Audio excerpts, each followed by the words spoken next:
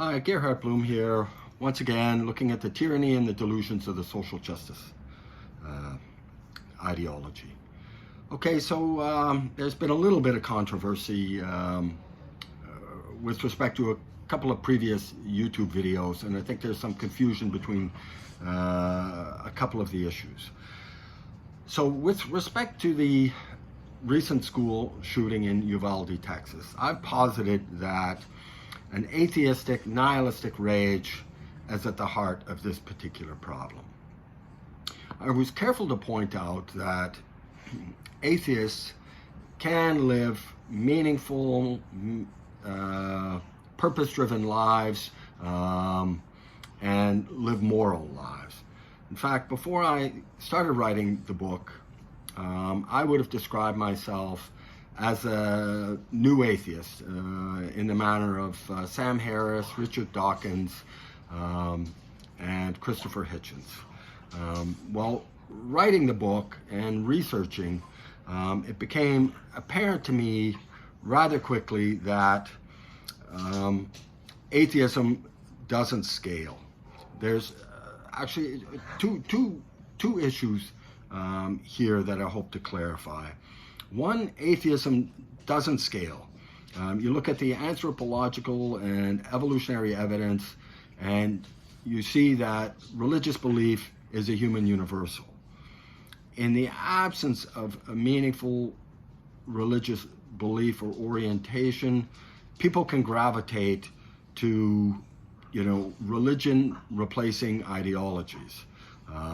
Fascism and communism are exemplars here, right? You had people perpetrating monstrous evil because they believed in the meaning that these vehicles provided their lives, right? It's a supervening meaning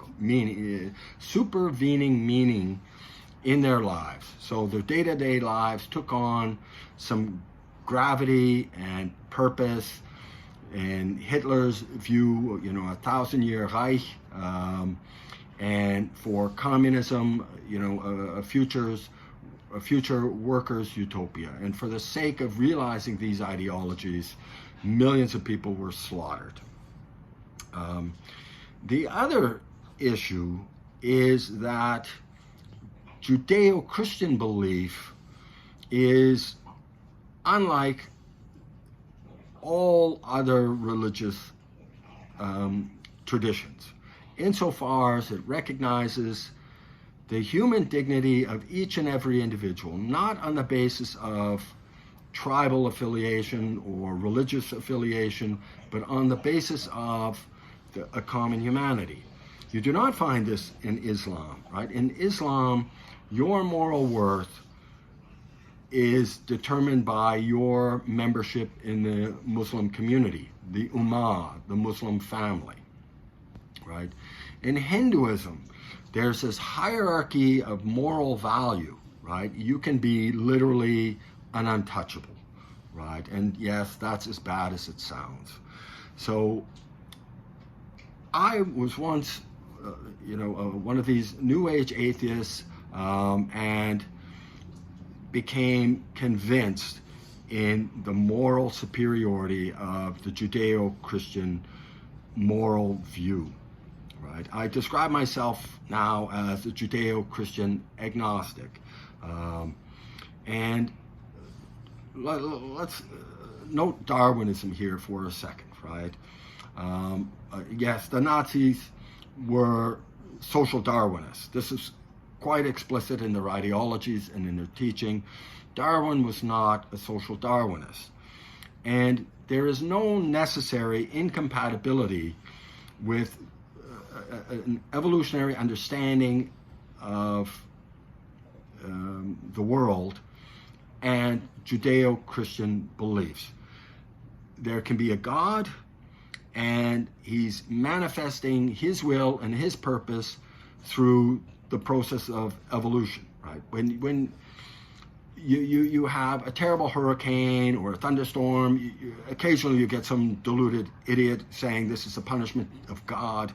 Natural disasters, climate-related disasters have been happening for as long as we've walked this earth, human beings, and well before, right? Before human beings walked the earth, the dinosaurs were struck with a climate-related disaster, right? So God could easily be manifesting his will and his purpose through evolutionary means, right? There's purpose, and there's the causally efficient means by which this purpose is undertaken.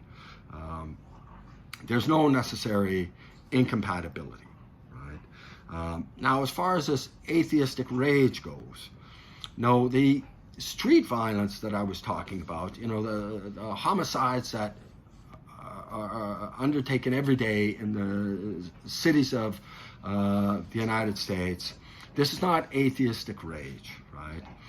Because these are, pitiless criminals seeking to victimize the innocent to enrich themselves. But they don't want to get killed, right? They don't mind killing you if it will advance their agenda or their cause. But they certainly don't want to get killed. This atheistic rage is an order of evil, an order of magnitude evil that's much, much greater. This Uvalde killer cared nothing about his own life, and he cared even less about the lives of innocent children. How anyone could undertake the slaughter of little innocent children is beyond my moral comprehension. But this isn't, self-interested criminality. This is a rage against the world, against life itself. And you don't get this from simply being an atheist, right? Like I say, many atheists can live wonderful lives.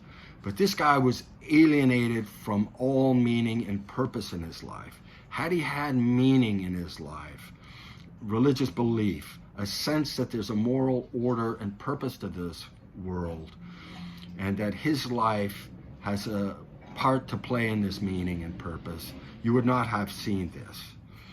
But that also dovetails with the other violent criminality. This young man, we know, did not have a stable father figure. He did not have a stable family. One reason why atheists can live meaningful and purpose-filled lives is that they're bound and tied to a sense of community and to a sense of family, right? They care for those around them, and those around them care for them. So that brings us to the street gang killers. Yes, this is fatherlessness. There is a well-established relationship between fatherlessness and violent criminality. And it also, the absence of fathers, a great predictor for teenage pregnancy, right? Young girls without a father in the home are multiple times more likely to end up pregnant as teenagers. And of course, the daughters of these teen mothers are much more likely to have illegitimate children underage. And the children from single parents, they have trouble with school, with the academic achievement. They have trouble behaviorally in school. Their dropout rates are higher, juvenile criminality, and later adult criminality. So there's a constellation of problems, but the street level crime and victimization, even though it's callous and cruel often, it is not the same as nihilistic rage. Now, going back to the Judeo-Christian beliefs and evolutionary theory, right? I've been asked why the need for Judeo-Christianity when evolutionary theory can explain moral feelings, right? Moral feelings, and that is true, right? There's an evolutionary account for moral sentiments. Human beings are most often wired for empathy, right? And you see that around the world, right? Judeo-Christians are not uniquely endowed with empathy, and other groups aren't. The difference that makes a difference is that the moral sympathies that tribes or groups communities share for themselves, they often don't share for those that aren't members of their tribes, their communities, or their religious traditions, right? Look at Nazi Germany. You look at the Soviet Union. You look at Rwanda. I mean, countless examples. You look at Islam, right? You look at the former Yugoslavia. Time and again, you will see groups of people visiting horrors on the outgroup.